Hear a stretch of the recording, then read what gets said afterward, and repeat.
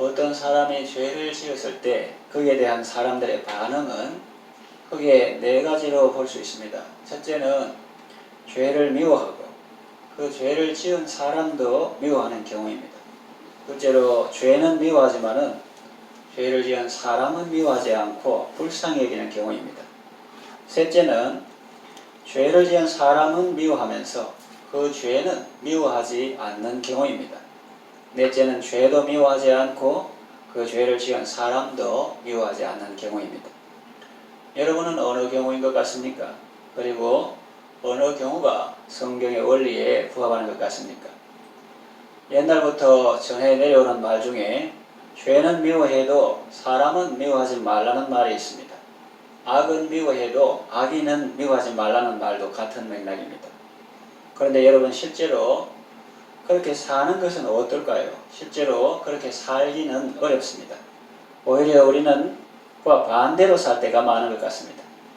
사람들이 죄인은 미워합니다. 사람을 미워해요. 그러면서도 그가 지은 죄는 자신도 짓고 있는 경우가 많습니다. 모순이지요. 그런데 정작 본인은 그 사실조차 모르고 있는 경우가 많습니다. 가늠하다 현장에서 잡혀온 여인을 미워하고 죽이려고 했던 사람들은 자기들도 그런 죄를 짓고 있었을 것입니다.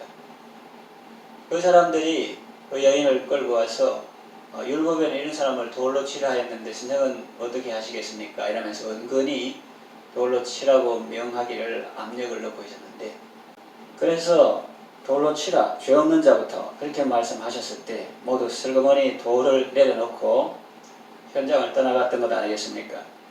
죄는 미워하고 사람은 사랑해 하는데 우리는 거꾸로 사람은 미워하고 그 죄는 미워하지 않고 자기도 그 죄를 즐기고 짓고 있는 경우가 많다는 말입니다.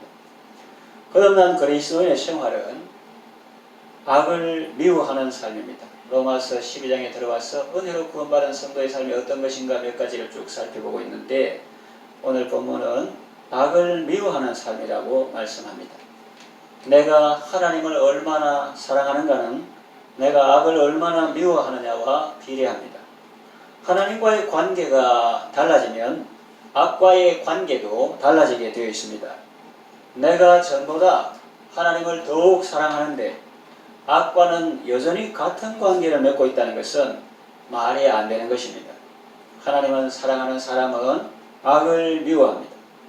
사랑엔 거짓이 없습니다. 혹자는 사랑을 모든 것을 무조건 다 좋아해야 하는 것으로 생각하는데 그렇지 않습니다. 선한 것은 좋아해야 하지만 악한 것은 미워해야 합니다. 고린도전서 13장을 보아도 그렇습니다. 물론 사랑장은 요한 1서에 나온다고 하고 이 고린도전서 이것은 성령의 은사 중에서 사랑에 관한 말씀이다 그렇게 보는데, 거기 보면 이 사랑은 투기하는 자가 되지 아니하며 자랑하지 아니하며 교만하지 아니하며 무례히 행치 아니하며 하고 악한 것을 생각지 아니하며 불의를 기뻐하지 아니하며 진리와 함께 기뻐하고 그랬습니다. 사랑은 모든 것을 무조건 다 좋아해야 하는 것이 아니라 좋은 것은 기뻐하되 안 좋은 것은 기뻐하지 않는 것입니다. 사랑은 악한 것을 생각하지 않습니다. 불의를 기뻐하지 않습니다. 진리와 함께 기뻐합니다. 하나님은 사랑이시기 때문에 모든 것을 다 좋아하시고 그냥 넘어가신다. 그렇게 생각하시면 잘못 생각하시는 것입니다. 하나님은 사랑이시라는 것은 물론 불변의 진리입니다. 그걸 부정하는 건 아니에요. 하나님은 사랑이십니다. 그러나 하나님은 사랑이시기 때문에 죄까지 미워하지 않는다고 생각하시면 안 됩니다. 하나님은 우리를 사랑하시지만 우리 죄를 간과하지 않으셨습니다. 그냥 보아 넘어가지 않으셨다는 거예요. 좋은 것이 좋다 하면서 그냥 넘어가지 않으셨습니다. 우리가 지은 죄를 인하여 독생자 예수님을 십자가에 죽게 하셨습니다.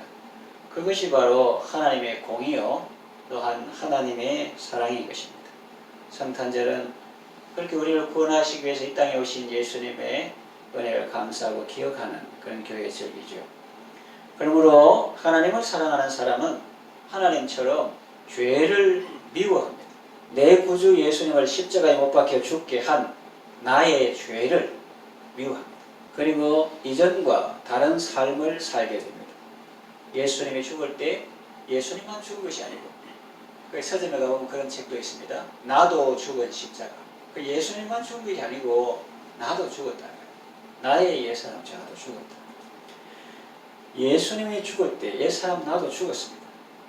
세상 모든 정욕과 나의 모든 욕망은 십자가에 이미 못을 박았네.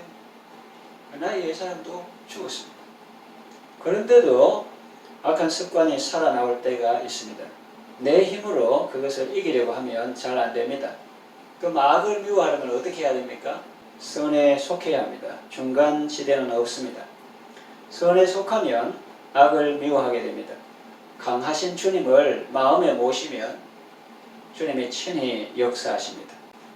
예를 들어서 마귀가 내 마음의 문을 두드린다. 유혹이나 핍박이나 이런 거 가지고 내 마음의 문을 두드릴 때, 거기 바로 내가 나가서 마귀하고 싸우면 판판이 실패합니다. 깨집니다. 피투성이 됩니다. 상처투성이 되고 기진맥진하게 되고 이긴다 해도 겨우 힘겹게 몰아냅니다. 그건 왜 그러냐면은 주님이 내 집에 손님으로 모시기 때문에. 마귀가 두들 때마다 지가 나가는 거예요. 예수님은 지금 뒷방노인처럼 모셔놓고 자기 집에 문패가 윤동열 이에 딱 써놓고 마귀가 오면 지가 나가지고 막 싸우니까 이길 수가 있습니까? 그럼 어떻게 해야 되나?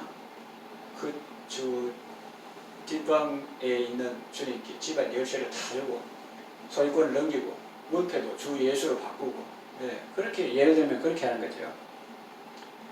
그래서 내가 주인이 아니라 주님이 주인이 되시고 내가 손님이 되어서 주님 집에 살면 이제 똑똑똑 두드리면 내가 나갈 필요가 없고, 내가 그런 감정 기분에 내가 맞설 이유가 없고 그 주님이 나가시는 거죠.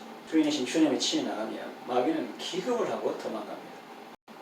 왜 그러냐면은 예수님은 자기 백성을 그들의 죄에서 구원하시는 분이시기 때문입니다. 내가 받아야 할 형벌을 대신 받으시고 나의 채무를 다 청산해 주신 분이기 때문입니다. 하늘과 땅의 모든 권세를 가지시고 우리를 도와주시며 세상 끝날까지 우리와 함께하는 분이시기 때문입니다. 여러분, 노아 홍수 때를 생각해 보세요. 그때 아무리 몸이 건강하고 수영 잘하는 사람도 방주 밖에 있던 사람은 다 죽었습니다. 그러나 방주 안에 있었던 노아의 가족들은 다 살았습니다. 오늘날도 마찬가지입니다. 아무리 강한 자라도 예수님 밖에 있으면 그런 약하고 무너질 수밖에 없습니다. 사탄 마귀를 이길 수가 없습니다.